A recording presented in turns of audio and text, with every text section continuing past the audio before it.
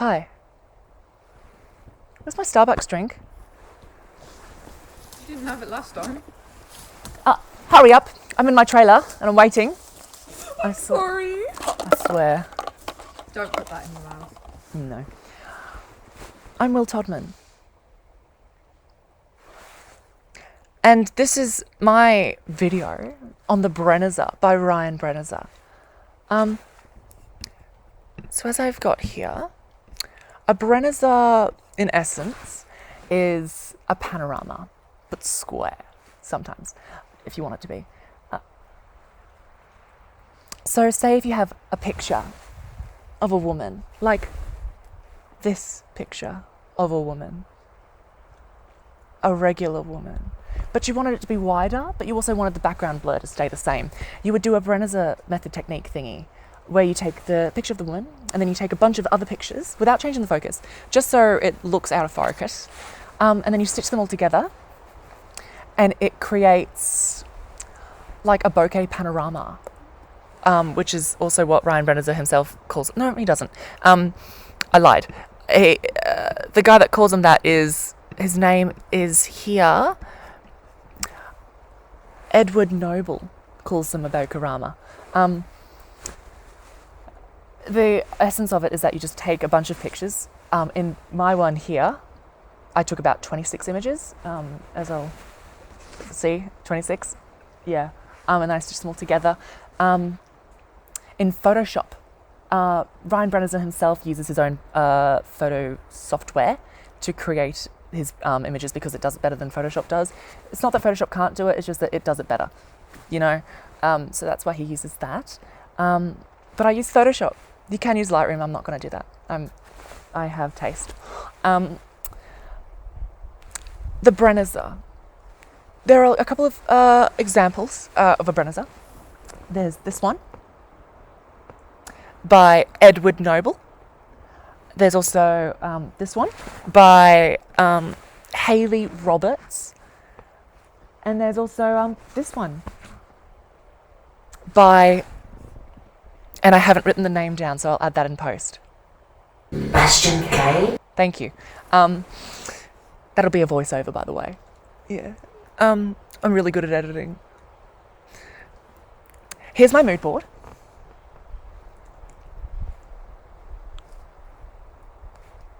You like it? I don't. Apparently, well, it has two of the same image in it, so that's nice. Anyway, back to my image of Tori. This was my first, oh no, I did do a test. I'll show you the test. This is the test. It was really bad. As you can see, her hand is like messed up, and her head's also messed up, and her body's also messed up. It really wasn't a flattering picture of Georgia, and I feel really bad. It was a failure. So we'll keep it at that. But then my second one of Tori, I think really worked, I guess. Yeah, as you can see.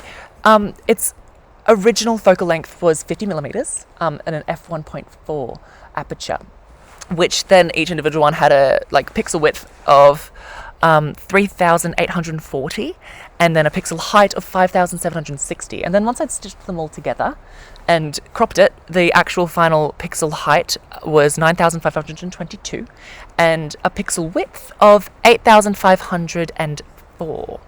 So which gave us an equivalent focal length of 27 millimeters and an equivalent aperture of 0.7 f-stops, or whatever that is, which is impossible. You can't get a 0.7 aperture. You can get a 0.95 aperture on some lenses, but even then, expensive. I don't have that kind of money. So I did use a very cheap lens to make a very expensive looking picture. It wasn't expensive looking, it was bad. Anyway, so the point of this is to get like a wide angle portrait. So you can get more, it's like emulate. Here we go. The Brenizer method is used to emulate the look of a medium format camera. A medium format camera is when the sensor size is larger than full frame, which is counterintuitive because full frame is like that and then medium format's that. You'd think it'd be the other way around, but it's not. So medium format is bigger and full frame is what I have. So you gotta bump it up, as the kiddies would say. Debbie Ryan. And it's great for combining the large field of view of a wide lens along with the shallow depth of field of a portrait lens, which is what you can see in my one. The Brenizer method was pioneered and popularized by photographer Ryan Brenizer, evidently, which is why it's named the Brenizer technique.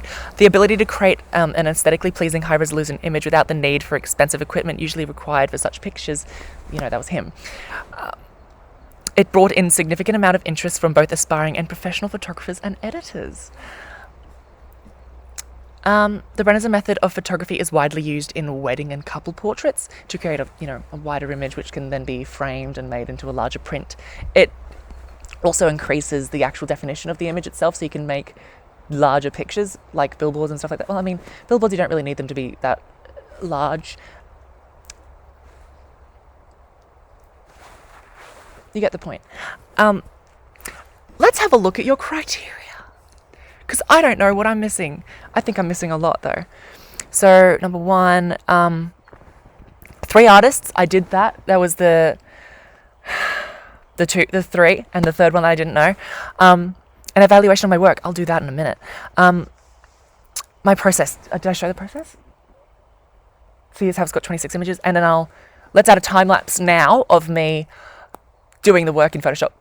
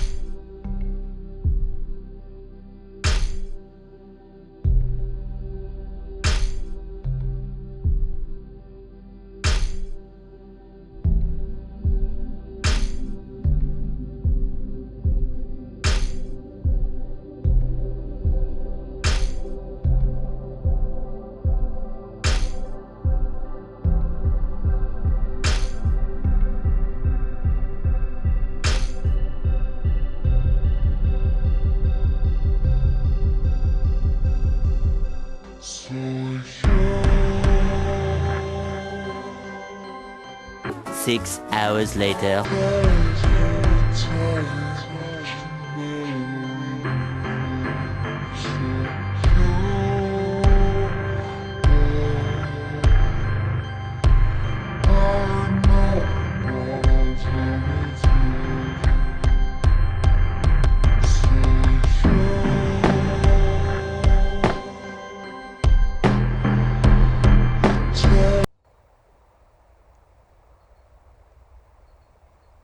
Thank you. So also, you can't see how many shots we used of Tori. It's 25, and I put that there. Evaluation of my work. I think the one of Tori turned out really well, personally. Objectively, it was okay. I'll give it that. It used the technique quite. I think I used it. I think I used it. And I liked how the building was morphed like a wide-angle lens. She looks nice in it. I did have to do a bit of Photoshop work because Photoshop did not align the images properly. The first one I did, as you saw, was bad. So I had to do the second one with Tori, which was also a test. But then I think it turned out well enough that I could use it as my final one. I like it. I think I'd pay for something like that. Yeah. Tori seemed to like it as well. Next time though, I think I would probably light her up a bit more because she's very dark compared to the background. As you can see, she's she's cast in shadow because of the roof thing, and the background is quite bright compared to her, which unfortunately it's makes it hard to see her. But you can fix that either in post in Lightroom or something like that, or you could or I could just have her post somewhere else. Other than that,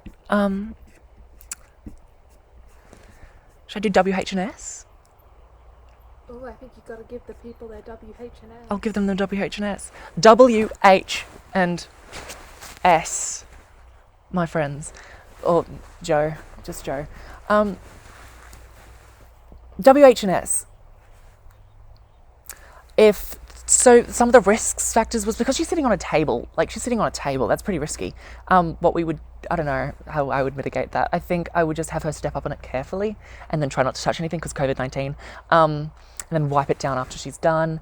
Or first of all, I'd make sure that the table was sturdy enough to hold her weight. And then also, what else? Camera tripod. I didn't hold it on a tripod, I held it. Sunburn, sunscreen, shade,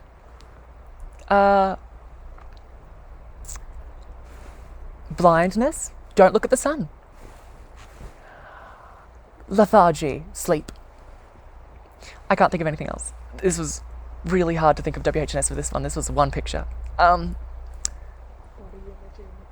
Oh, when she's getting off of the table, she makes sure she doesn't trip, like help her down, mark the table with fluorescent stuff. What about you two? Anything help? I feel personally emotionally violated by the image, so... And that's your She opinion. said body image issues that might be brought on by the... Because you're distorting an image of a person, of the subject. Not everything's about mental health. I know, but I'm stretching to think of stuff. Stretching, like the image. And this has been a presentation by Will Todman. Thank you. Should I keep going, or should that be it? No, that's it. Goodbye.